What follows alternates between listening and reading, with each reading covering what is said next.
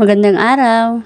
Dumating na nga yung in-order ko na net kaya naman uumpisa na namin ang pagkakabit nito. Medyo nahirapan nga kami nito sa pagkakabit dahil nasabit ang baba nito doon sa mga pinutol namin na damo. Ang haba pala nito ay 20 meters at ang taas naman nito ay 6 feet. Kahapon pa naman ito dumating. Pero nagbutas muna kami ng mga lupa ng paglalagyan ng mga poste at ikinabit namin ang PC sa net. Para naman ngayong umaga ay magkakabit na lamang.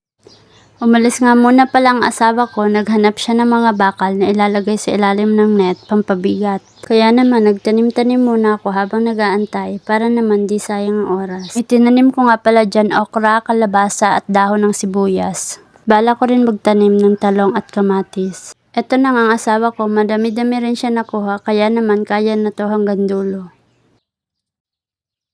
Pagkatapos naman maglagay ng mga bakal dito sa ilalim pampabigat, ay naglagay naman ako dyan ng mga twist tie sa itaas para naman ang mga net ay hindi lumaylay.